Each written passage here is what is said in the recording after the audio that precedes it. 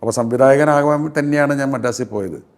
പാട്ട് എഴുതിപ്പോയത് ഡോക്ടർ ബാലകൃഷ്ണൻ പറഞ്ഞിട്ട് ഞാൻ പാട്ട് എഴുതി തുടങ്ങിയത്. കാരണം ആ സമയത്ത് ഞാൻ കുഞ്ഞുണ്ണി മാഷായിട്ടുള്ള അടുപ്പൊക്കെ ഉണ്ടായിരുന്നുണ്ട്. ഞാൻ ബാലമുക്തിയിലൊക്കെ കഥയും കവിതയൊക്കെ എഴുതുകയാണ്. അപ്പോൾ ഒരിക്കൽ എൻ്റെ ഒരു കവിത അച്ചടിച്ച് വന്നൊരു ചന്ദ്രിക അയച്ചപ്പോൾ അവിടുന്ന് റീഡയറക്റ്റ് ചെയ്തിട്ട് ഡോക്ടർ ബാലകൃഷ്ണൻ്റെ ഓഫീസിലേക്ക് വരികയും ഡോക്ടർ ആ വീക്കിൽ ഡോക്ടർക്കുള്ളാണെന്ന് വിചാരിച്ച് പൊട്ടിച്ച് വായിച്ചപ്പോൾ എൻ്റെ കവിത കാണുകയും ചെയ്തു. അന്ന് ഈ ലവ് ലെറ്റർ എന്നുള്ള സിനിമയുടെ സ്റ്റാർട്ടിംഗ് ആണ്.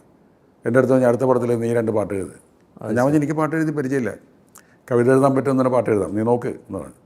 അങ്ങനെ ഡോക്ടറാണ് എന്നെ കൊണ്ട് പാട്ട് എഴുതിപ്പിച്ചത്. അത് കഴിഞ്ഞിട്ട് സിന്ദൂരം വന്ന സമയത്ത് എൻ്റെ അടുത്ത് പറഞ്ഞ ഇതിൽ നിന്ന് 5 പേര് പാട്ട് എഴുതുകയാണ്, ഒരു പാട്ട് നീ എഴുത്. അപ്പോൾ ഞാൻ അതിൻ്റെ തിരക്കഥ ഡോക്ടർ പറയുമ്പോൾ ഞാൻ എഴുതിയിരിക്കാറുള്ളതാണ്. അപ്പോൾ ഡോക്ടർ, ഞാൻ അസിസ്റ്റൻ്റ് ആയതുകൊണ്ട് ഡോക്ടർ സ്ക്രിപ്റ്റ് പറയുകയാണ് ചെയ്യുക, ഞാൻ എഴുതിയിരിക്കും, എന്നിട്ട് പിന്നെ ഞാൻ കോപ്പി ചെയ്യും. അതെൻ്റെ ജോലിയാണ്. അപ്പോൾ 5 സിറ്റുവേഷൻസ് ഉണ്ടെങ്കിലും എനിക്കറിയാം. ഇതിൽ നിനക്ക് ഇഷ്ടമുള്ള സിറ്റുവേഷൻ നീ എഴുതിക്കോ, ബാക്കിയുള്ളത് മറ്റുള്ളവർ കൊണ്ട് എഴുതിപ്പിക്കാൻ പറ്റും. അങ്ങനെയാണ് ഒരു നിമിഷം തരൂ. ഒരു കാലാധിവർത്തിയായ ഒരു പാട്ട്. എനിക്കൊന്ന് അതിലെന്തോ പിന്നെ ഭാര്യയെ കുറിച്ചുള്ള ഒരു പണ്ട് പറഞ്ഞിട്ടുള്ള ഇപ്പൊ മക്കളൊക്കെ ആയി തുടങ്ങി നിർമ്മല എന്നുള്ളത്. ഒരു സംവിധായകൻ എന്നുള്ള നിലയിൽ എപ്പോഴും ഒരു ഗാനരചയിതാവിനെ വെല്ലുവിളിക്കാനുള്ള ഒരു ധൈര്യം ഉണ്ടല്ലേ?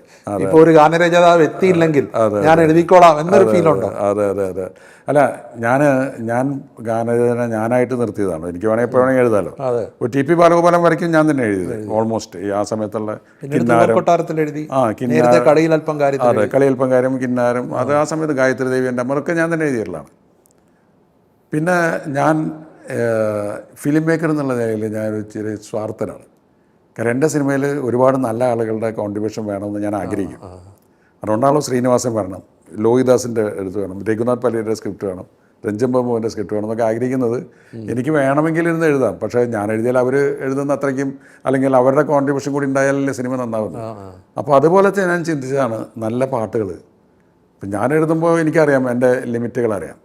ചിലപ്പോൾ നന്നായിരിക്കാം, വളരെ ഹിറ്റായിട്ടുണ്ടാകും. അപ്പോൾ ഓമൃതിലൊക്കെ വളരെ കൂടുതൽ രജനി പറയൂ, ചിത്രയുടെ ആദ്യത്തെ പാട്ട്, അതൊക്കെ നമ്മുടെ ഭാഗ്യമാണ്. രവീന്ദ്രൻ്റെ ആദ്യത്തെ പാട്ടും ചിത്രയുടെ ആദ്യത്തെ പാട്ടും എഴുതാൻ സാധിച്ചു എന്നുള്ളത് നമ്മളന്ന് ചിന്തിക്കുന്നില്ല, ഇവർ ഇത്തിരി വലിയ ആളുകളായി പോകാനെന്നുള്ളത്. അപ്പോൾ അത് പറ്റിയെന്നുള്ള എൻ്റെ ഭാഗ്യമാണ്. ഞാനല്ലെങ്കിൽ വേറൊരാൾ, ഇപ്പോൾ ചിത്രയോട് ഞാൻ പറഞ്ഞു, ഞാനല്ലെങ്കിൽ വേറൊരാൾ എഴുതിയാലും ചിത്ര പാട്ടുകാരിയായി മാറും. എനിക്കത് കിട്ടി, എനിക്ക് എഴുതാൻ സാധിച്ചു എന്നുള്ളത് എൻ്റെ ഒരു ഭാഗ്യമാണ്. പ്രണയ വസന്തം, തളിരമ്പൊക്കെ നമ്മൾ എഴുതിയതാണ്.